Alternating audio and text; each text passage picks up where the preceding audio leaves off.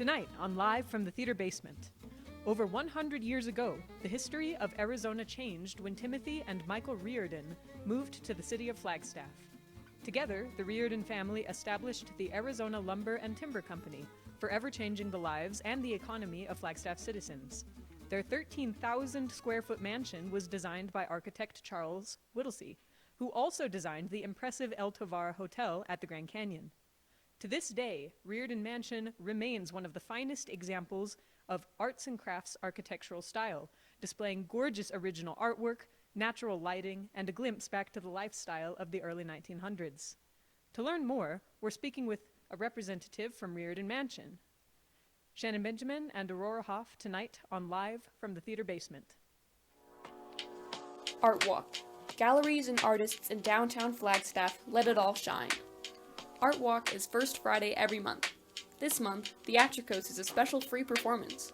Come join the fun in downtown Flagstaff and see a special show at the theater. First Friday Art Walk, downtown Flagstaff. I'm your host, Bailey Cunningham. Tonight's correspondent is Mackenzie Chase with a representative from Riordan Mansion. Tonight, here on Live from the Theater Basement. Thanks, Bailey. My name is Mackenzie Chase, and I'm here with Shannon Benjamin, a park ranger and the events coordinator with Riordan Mansion. So tell me, Shannon, a little bit about what you enjoy about being a park ranger. Hello, Mackenzie. Yes, I love being a park ranger. Of course, it's one of those dream jobs when you're growing up that you want to be. And I love Flagstaff history. So when I had the opportunity to become a docent at Riordan Mansion, I jumped on it. And I got hired full-time as a ranger in 2019. So I love sharing the history of Flagstaff, of Riordan Mansion with people, connecting people to that history, and bringing people joy. You know, people are so excited to be able to get back in the mansion again and to learn about the history and to see the amazing architecture, the American arts and crafts architecture, and all the wonderful arts and crafts, particularly furniture. So there's a little something for everything at Riordan Mansion, and finding ways to connect people to that history, I love. Great, thank you. And how has this past year and a half, how has the mansion worked around the pandemic during this time? Oh, yes, like everyone, you know, it certainly has been challenging. March 2020, we did close down. We were closed for 15 months before reopening. So all of our lectures all went to virtual. Obviously, we had to cancel our tours and our weddings and our Halloween tours and all of our special events. And so we kind of refocused our efforts to supporting other departments within the agency. And then figuring out, how do we do this safely? So we've kind of reimagined how our tour flow goes. We're having less people on our tour groups, limiting some of the areas where we go. So we're doing this as safely as possible while still reconnecting people to Riordan Mansion. That's great. It's a great resource to have in the community. So, and in your role as an events coordinator, how do you work out sorry, can I redo that? Just keep going. Yeah, it's a great resource in the community, and we're grateful to have it. So as your role as events coordinator, what sort of things do you look for? Yes, you know, we have so many fun different events that we do. We're continuing with our virtual lunchtime lectures. So every month, the second Monday, we have a special guest. We are continuing with that. We have started bringing back some of our live events. We had some fundraiser this year, tea on the veranda, whiskey tasting at Tim's table. Of course, our very popular Halloween tours, Twilight tours coming up. But we also want people to come and have their wedding here, to have their special celebration, to have their special fundraiser. So Riordan Mansion, we do have some, special joys, but also some challenges, at a 117-year-old house. So, making sure that the space is right for the wedding couple or the local nonprofit looking to do their fundraiser there, and making sure that they have special memories, and we get some really important revenue coming into the park. And I've seen that there are some collaborations with other organizations in town, more specifically Flagstaff Shakespeare Festival. I've seen them hosting a handful of events. Can you talk more about the role of the mansion as an entertainment venue?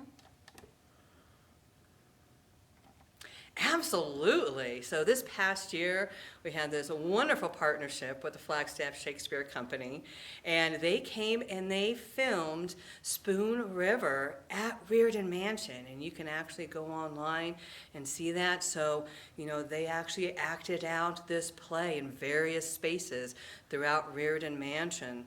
And so it was a way for, us to keep connected to the community and bring in some revenue.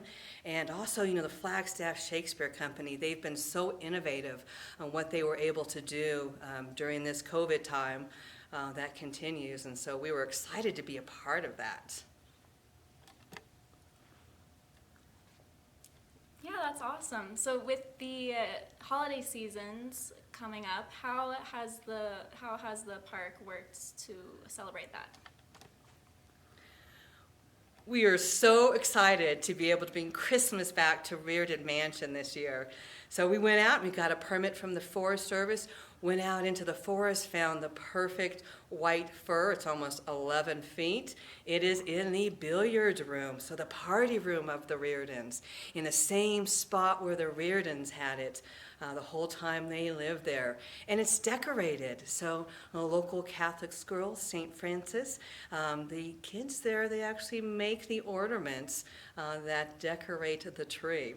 So the whole house is decorated as it would have been in 1904.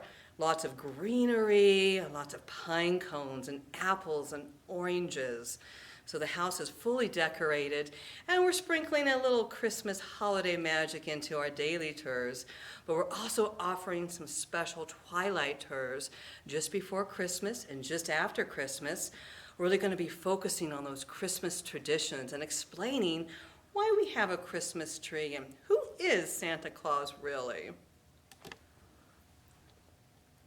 Great. And so 100 years, more than 100 years ago, how does some of the ways that Christmas was celebrated compare to what people might do today? A lot of the traditions are very similar. The Riordans were Catholic, so obviously Christmas is a very important time for them. They did have the Christmas tree that was decorated. They would have family over for a feast. And they actually, every year, the family's business, the Arizona Lumber and Timber Company, the lumber mill, which was the largest employer in town for decades, they would have this huge Christmas party for the families of the lumber mill workers. And every kid would get a gift.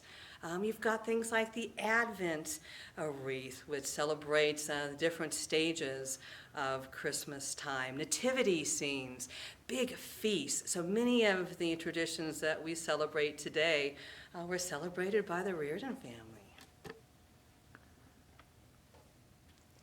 And it's great that it's available year-round. People can visit throughout each of the seasons Flagstaff offers. Can you speak more on the greater role that state parks play in keeping history relevant and in the public eye? Absolutely. So, we're tasked at Arizona State Parks and Trails with preserving the cultural, historic, and natural resources of the state. And, so many of our parks, Riordan Mansion, Fort Verde, Jerome State Park, are historical parks. But a lot of our other parks that are considered more recreational, like Slide Rock, also have a great history component. That was the historic Pinley Homestead. And so being able to connect people to these historic resources, we want people to have a connection. We want people to appreciate. We want people to care about these places. Search out other places of history and stories in Flagstaff and whatever place they may be visiting, and to maybe be inspired to preserve and protect these places for future generations. Yeah, and that's very important, especially as everything's changing these days. Did you grow up in Flagstaff, or how did you find yourself here? Yes, my husband and I first moved here in 1997. We came here on our honeymoon and fell in love with this place. And we've been here on and off ever since, so we don't have any plans to leave. So for folks who might be interested in learning more about the park service, what would you tell them how they might get more involved?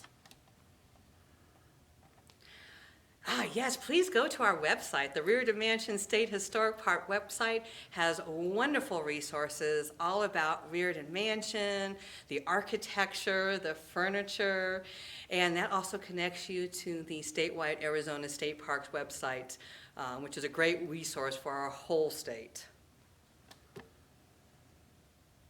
Great, and then so we're almost out of time, but do you think you could share one fun fact about Riordan Mansion before we go?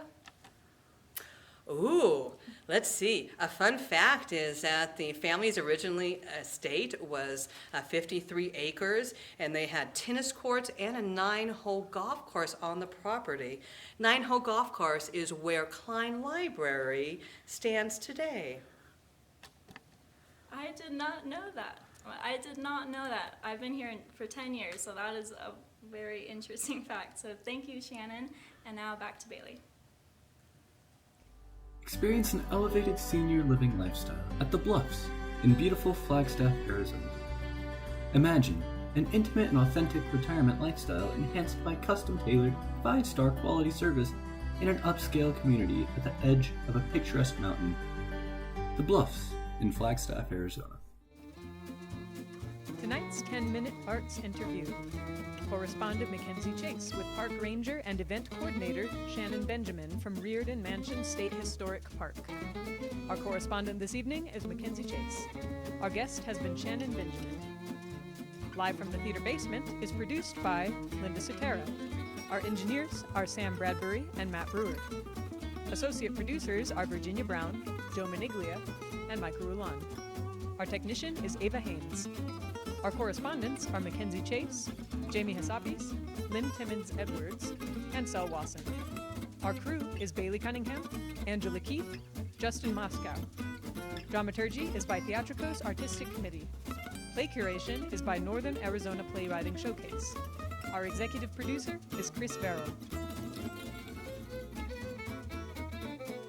Live from the theater basement, streaming live on Sunday evenings at 7:30 p.m., is available wherever you get your podcasts and is a production of Theatrikos Theatre Company in partnership with Northern Arizona Playwriting Showcase and Deuterin Films. Theatrikos Theatre Company, Flagstaff, Arizona, is the theater company of Northern Arizona and the Grand Canyon, embracing the spirit of Broadway with shows like 12 Angry Jurors, opening January 28, 2022, and Steel Magnolias, opening March 25, 2022. And check out Theatrikids' educational theater programs. Join us as we celebrate our 50th anniversary throughout the 2022 season. For tickets and more information, please visit theatrikos.com. Live from the theater basement, the weekly podcast streaming show from Theatrikos Theatre Company alternates between 10-minute short plays and interviews with Arizona arts leaders. If you, as a listener-viewer, have input, we'd love to hear from you. Email us at theater@theatrikos.com. That's theater with an R-E at theatrikos.com. Live from the theater basement, streaming live on Sunday evenings at 7:30 p.m., is available wherever you get your podcasts and is funded in part by Flagstaff Arts Council, #CreativeFlagstaff, and Arizona Community Foundation. Additional funding comes from Arizona Commission on the Arts, Flagstaff 365, BBB revenue of the City of Flagstaff, Calf Country Radio, and patrons of the arts like you. Thanks for joining us on Live from the Theater Basement.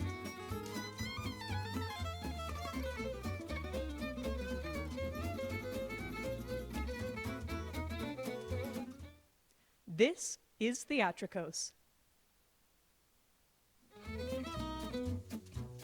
Coming up next week on Live from the Theater Basement, Therapeutic, a 10-minute play written by Leticia Arbello and directed by Sam Piper. A mother isn't thrilled with her daughter's plans to become a therapeutic escort. Can she be convinced to support her?